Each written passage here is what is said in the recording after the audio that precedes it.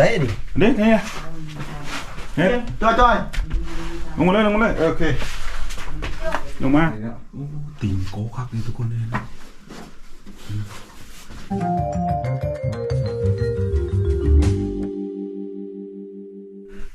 สบายดียามเช้าทุกคนตอนนี้เราอยู่ในกลางด่านนะแถวๆนี้เขาเอ่ยว่าด่านหินไส้ด่านชินไส้นะแต่เข้าสมัยก่อนตะก้อนปี75นี่ปีนี้ไปเดินย่นได้ตามที่ทามมันนะคูบาเพิ่นอันนั้นมันทีมงานคูบาอยู่พุ่นแล้วก็อันนั้นมันทีมงานไม่ขาวที่มามือซื้อนั้นนี่ในข่าวบางฮันนี่ก่อนปล่อยนี่เขาเจ้าเอาย่นมาลงนี้ย่นมาลงนี้เพื่อบรรทุกทหารเขาเจ้านะทหารทิมแล้วย่นจอดนี้ปุ๊บแล้วเขาก็เอาทหารเขาไปไว้อยู่ฮั่นทำทันใหญ่เลยทำบรรทุกคนได้หลายได้นี่สอยๆเล็กน้อยดาวสีลงไปเบิ่งน้ำสังแก้วแล้วไปเบิ่งทำใหญ่นะกะทำใหญ่นี่มีหูเจ้าว่าใหญ่สำเร็จนะเพราะว่าเดี๋ยวเฮออันน่ะกูบาเพิ่นพาลงเขามีหูจักนะเต็นท์นี่นอนได้จะคนเต็นท์นี่สองคนได้สบายเลยเนาะว้าวซื้อเท่าเต็นท์นี่ขออนุญาตมีคนอยู่บ่นี้บ่มีเนาะมีซื้อว่าโอ้ยมันก็คักเลยอันนี้ มีผ้าห่มโตๆบ่ได้มีเสนอนอันนี้คือทุกคนเบิ่งก่อนอ๋อนี่เนาะนอนจะคนนี่นะนอน2คนถือว่าโอเคเลยแบบ2คนเนาะทำเพื่อนเลยโอ้คักเนาะเครื่องของมาครบมีอันนั้นได้สมมุติว่าหนาวเนาะก็เอานี่ลงสมมุติว่าร้อนก็เอานี่ขึ้นมีมุ้งมีโตเธอว่าสิเต็นบ่จื้อเนาะครับอ๋อแคมปิ้งโดยเฉพาะเลยเนาะอันน่ะครูบาอยู่หั่นกำลังอาหารการฉันเช้ามุ่งนี้นี่ไกลจากห้อยบาทนี่ได้บ่4 กิโลประมาณหรือ5จากพุ่นมาบ่จากพุ่นมาแต่ว่าที่จริงมันตรงๆนี่ได้คันมาตามโค้งนี่ประมาณ7เนาะคันถ้าตรงๆไปประมาณ5แม่นคันมาโค้งประมาณ7เพราะว่าย่างมาช่วงนึงน่ะรถมาบ่ฮอดย่างก็ออกแต่พุ่นตอนเช้ามาฮอดพี่ก็ประมาณ 10 โมงออกพุ่นประมาณ 7-8 โมงชันเช้าแล้วฮอดพี่ก็10 โมง 11 โมงโอเคปั๊บพาไปเบิ่งพุ่นหน่อยนึงสบายดีตอนเช้าเนี่ย อันนี้รถเพิ่นมานี่ต้องระดับนี้ได้ออฟโรด รถสีเก่าๆนี่ได้จังมาได้ถ้ารถสีใหม่ก็เสียดายนะนี่มันต้องอย่างนี้ได้ต้องยกสูง2 นิ้วจังมาได้คาดว่ารถต่ำๆนี่มีสามารถที่จะมาได้แถวนี้นะนี่เดี๋ยวเบิ่งโบทางไหนครับเดี๋ยวมีเคยขับในรถนี่เลยดิไปที่ X เดี๋ยวไปแม่นบ่ไทเกอร์เนาะอ๋อรถหอมๆเนาะบางคันเนาะอ๋อบ่คันมาสงหน้าฝนก็มาได้บ่หน้าฝนก็มาได้ว่าช่วงฝนหลังนี่ก็มาขึ้นมาแล้วอ๋อมาได้เฉยเนาะน้ำเพียงพี่สวัสดีย่าโอ้โดยขอบเจอโอ้อันซอยๆจะได้เป็นการรบกวนเฮ้ยย่าลงพาลงไปเบิ่งทำได้โดยนั่นก็หลายเมื่อวานนี่กันนี่โอ้ยหอมเลยหอมดองหั่งเลยนี่ทุกคนหอมเลย ไ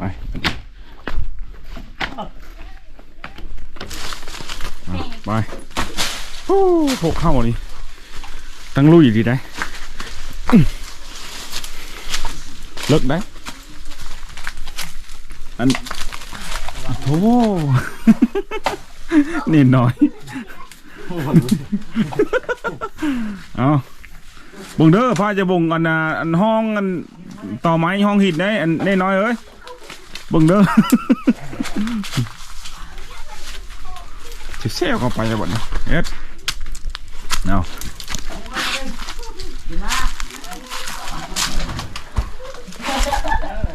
เอามันมืดได้เอ็ด ไอ้ก้อนเปิดไฟไหม เอานี่นี่โอเคป่ะ มันบริหุ่มเขาลงไป เฮ้ยปุ๊บทำให้คุ้มอ่ะเฮ้ยโอ้ทุ่ม เด็ดตัวเด็ด คนเด้อระวังเด้อทุกคนเด้อบังเด้ออันพาเด้อพามีด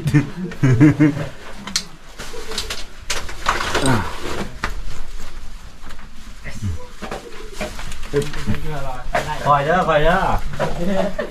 อย่าเฝ้าเด้อ มีแต่หนูฉันอ๋อเฮ็ด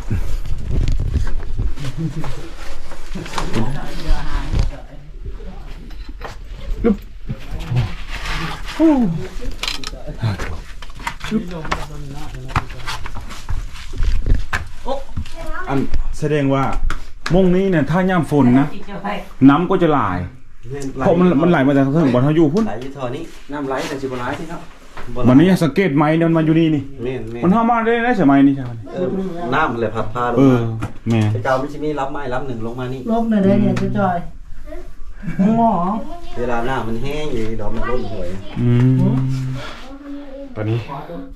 อัญญาเพิ่นพาลงทำพาลงเบิ่งทำนะแต่ว่าทำในความเลิกเทเลมือจักเนี่ยพากันลงเบิ่ง ใช่ดิ เด้เนี่ยเฮ็ด จ้อย ลงมาเลยโอเคลงมา จ้อย นี่ จ้อยนี่นี่ เยิม โอ้ยยังไม่ ลงมามาเยิมนั่นละเยิมนั่นละไปบัดนี้ เผื่อชี้ฮอด ไปเอาไปท่านเพิ่นนะ เป็นลงที่อยู่ดีเว้นเด้แต่เฮาได้ เป็นคือ13โมป่า โยอันนี้บ่ฮอด13หมู่ป้าได้นี่ อย่าแมวน้อยเด้อ โยโอ้ฝ้าผนังอันถ้ำอันนี้เนาะใหญ่เนาะมันหนาเลย ไปให้เดี๋ยวนะ เป็นฝ้าเพดานครับแต่นี่ครับได้แบบเป็น เนาะทั้งหลายเลย ก็ถ้าเราไปตรงนี้บ่ มันก็มืดแล้ว ระเบิดเขาอัดหัวเนี่ยเนาะเคแต่ป้ามันกินเพิ่มมันบ่ได้กินเพิ่นเลยเนาะ จะจ่อย จ้อยอันนะเคแต่ป้านะบ่แม่นเคแต่ป้านะเคแต่โอด เอาว่า เนี่ย นะ นะ แม่นนี่ลักษณะนี้นี่ลำโตมันจะสีเขียว ไม่ นี่ ได้อร่อยนะครับเป็นป่าวะมันเป็นยัง โอ้ตั้งกว้างอะไรนี่เนาะ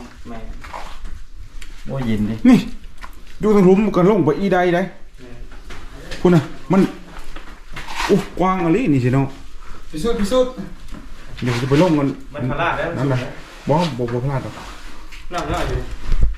น้ำง่ายมัน โอ้เป็นน้ำย้อยเนาะ ใช่อร่อย เบิ่งได้ลงที่โรงแรมใช่ไหมอันนั้นเนี่ยน้อยเอ้ย มันใส่ก้อน ระวังได้เห็นบ่เขตนะ ตัวใหญ่เลย เขตอะไรโอ้มีแต่ตัวใหญ่มันกินเนี่ยสมัยอยู่พี่น้องโอ้แต่พุ่นมีหูด้วยนะ ขึ้นดูใจ นะมันมีหูด้วยนะเอานี่ก็ได้เนาะ มันจะอร่อยอยู่ โอ้อยู่หลุมก็มีนะย่าเคยมาปฏิบัติธรรมอยู่นี่ปะ เคยมาแต่นะเราเบิ่ง รอเบิ่งเนาะ แม่ โอ้มันเป็นซอกแซกทุกคนนะเป็นหินมันคว่ำกันความเป็นง่ายนะแล้วก็อยู่ทางหลุมพุ่นก็มีอีกนะแต่ว่าเฮามีสมาธิจะลงบ่ได้เนื่องจากว่า คือว่าเรามีคุ้นเคยจะหลงนะ นี่ดูตัวตุ้ยบินเขาเป็นได้ผมรักรถ ใหญ่เต็มมาอยู่นี่นะ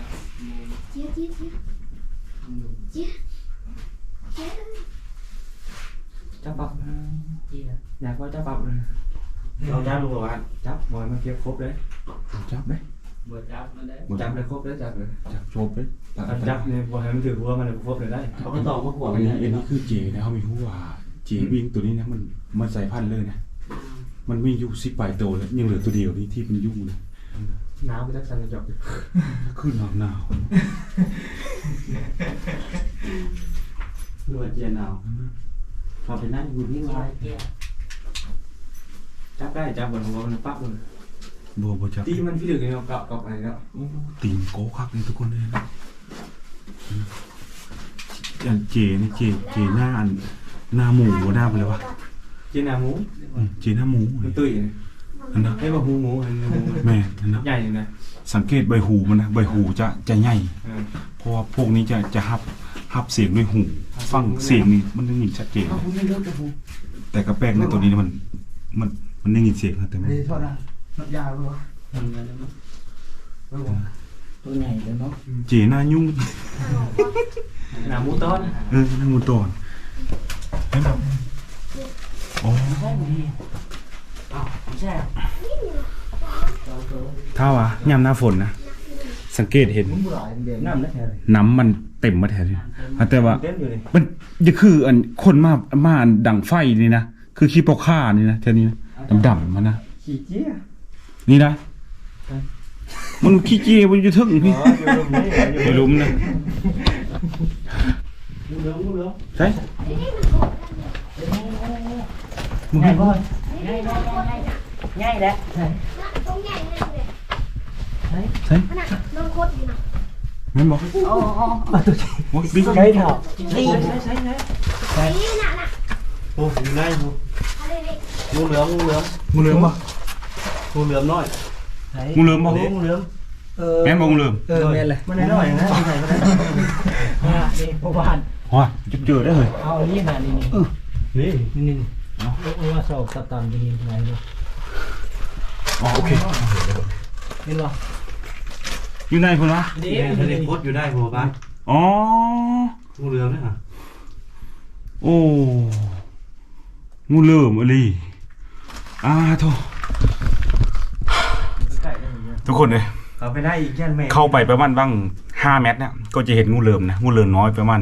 สำดำพาบ้านเฮาแหละสำดำพาต้องขวานนั่นแหละคนละโงดอยู่ มันอาจจะมาล่อกินพวกนี้นะพวกเขตพวกอย่างนี้นะ นี่เจียตัวนี้บอกว่า ไหน อ่ะข้างหน้าฮะนอนหัว อ๋อเบิ่งก่อน เห็นได้ที่เห็นงูเป็นตัวสองมาเห็นด้วย นี่ไปแล้วไปแล้วโอ้บิงเจลายที่แถวนี้ ลายดำ อันนี้เงี้ยวเจเลยเงี้ยวมันเป็นยังอ่ะนะงูมันยังอยู่มันซุ้มซืนเลยมันแบบเย็นๆเลยงูมันจะมาเข้ามาอยู่แถวนี้ อาหารมันคือเขียดตะโอดที่เขาเบิ่งกินนี่ฮะนะมันจะเป็นอาหารของมันนะบ่ไหวเฮามื้อนี้กลับคืนมื้อวันนี้กลับคืนอากาศมันมีท่าเทพเลยเด้ หน้าเอานะตัวอย่างนี้เอ้าไปแล้ว เจียบ่ เกียร์ เจียตัวนี้นะบ่ นี่เกียร์นี่เอาวะนี่ไม่ได้หรอไป ตัวเฮ็ดยอด เดี๋ยวจอย งูจงอางมันบ่อยู่แต่แถวนี้บ่อยู่ มันเหลือคนเนาะ งูจงอางมันสิมักอยู่แบบป่าดงบ่อยู่ได้เพิ่นบ่ได้งูเหลิมน่ะมักอยู่แล้วเพิ่นบ่ได้ มันผัดเย็นอีกเนาะ มันเย็นเด้พวกนี้ โคตรน้ำข้าวอยู่ไว้ ขันจะหน่อยเนาะ ใครอยู่รับลูกเพิ่น เอาตัวใหญ่นี่ป๊บประทัดเลย บ่ทัน นี่เด็กจีอันนี้มันดีอยู่ในมัดเลย ใช่ นี่เด็กนี่ก็แมนนี่นี่ อ๋อนี่ตู้เต็มนี่ได้โอ้เหมือนเลยบ้านมันอยู่นี่เด้ 2 4 5 ก็ได้ขออนุญาตได้ยังได้ 6 7โต 7ตัว 7 8โต อ๋อเอาบ่ไปโกนมันมือทุกคนนะทางหน้าเฮาเห็นเจี๋ยนะเจี๋ยว่าน้อง7ตัวนี่ห่างจากนี้ประมาณบาง3-4-5 เมตรนี่แหละแต่เฮามีไปโกนมันนะเฮานี่จะขึ้นเลยบัดนี้ไปทางขึ้นกันนี่โอเคตัวขึ้นบ่นี่โอ้ยบัดนี้อากาศลงแล้วบัดนี้เฮาปกติอากาศมันอึดอัดว่ะมันอากาศมีลงเลย ขึ้น นี่นะโอเค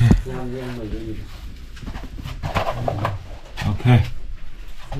แก้ว น้ำสร้างนี่เนี่ยนานหมดเลย บ่มีมกเธอ มีพวกเธอเนาะโอ้เจ้ากันมากใช่อ๋อดูไม่น้ำดื่มลมมาคำลูกพี่เขาเด้อน้ำสร้างแก้ว เอาขวดมันตักใส่ชื่อ เอาคงมาทักเจอชื่อ ประมูลไปเลยเนาะ เอาเลย โฆษณาไปนำตัวเลย โย โทรมาค โอ้ขึ้นมามงนี้นะก็จะพบน้ำสร้างแก้วน้ำสร้างแก้ววาสนะอันนี้มันเป็นเอามองอยู่นะแถวเขตนี้มีแต่มงนี้พี่มีน้ำนะอันนี้ก็เลยจะซื้อว่าน้ำสร้างแก้วนะและกระตักไปกินได้สบายเด้อน้ำตัวนี้มันสะอาดมันไม่มีสารเคมีเด้นะที่เห็ดบิ้งฮะมันอยู่ลุงพุ่นเห็ดดิ้งเห็ดเกียร์นะน้ำเนี่ยมันจะไหลมาในสูงหน้าฝนนะไหลมาสูงหน้าฝนปุ๊บมานี่และน้ำนี้มันบริสุทธิ์ไปใส่น้ำนี่น้ำบริสุทธิ์ไปใส่แล้วมาอั้งอยู่นี่บัดนี้และซักตัวใดก็บ่ได้มาโกนมันพากันถือขึ้นบัดนี้ มีแต่เจียกวน ทำอันนี้นะมันเขามีหัวจากพักนะประมาณบาง4 พักเวลาเขาลงปุ๊บแล้วก็ลงอีกชั้นหนึงลงอีกชั้นหนึงชั้นต่ำสุดคือมงที่เห็นงูหัน แล้วมงนี้เป็นมันชั้นที่มันเป็นกลางๆเลยมันก็มีอีกชั้นหนึงเทิงอีกว้าเอาขึ้นบัดนี้ไปบัดนี้ นักโตดิ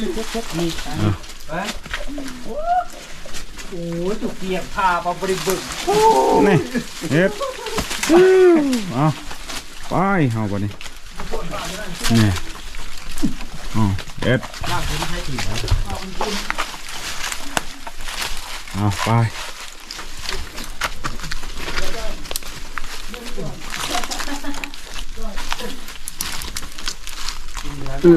เอาแม่จอย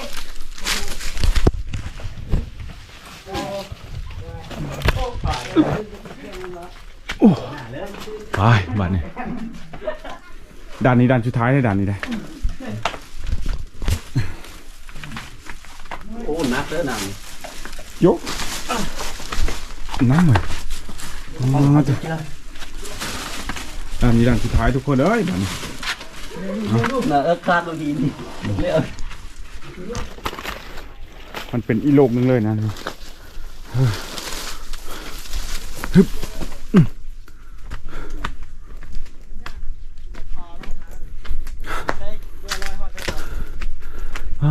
ตัว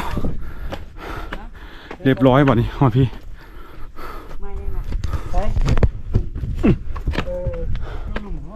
ถ้าทีมงานไปเชื่อมั้ยล่ะโอ้ตัวป้าทุกคนเนี่ยทำนี่นะห่างจากบ่อเท้านอนนี่ประมาณ50 เมตรนึงได้แต่ว่าทางลงนี่โหดพบทางเจ๋พบทางงูเหลิมโอ้พบงูเหลิมยินดีขึ้นมาหาทุกคนเลยมีกล้าเข้าไปต่ออีกนะโอเคมื้อนี้ไปก่อนขอบเจอทีมงานนั้น ครูบาเพิ่นที่เขาไปนำเพิ่นก็บ่ได้ไปพุ่นแล้วบัดนี้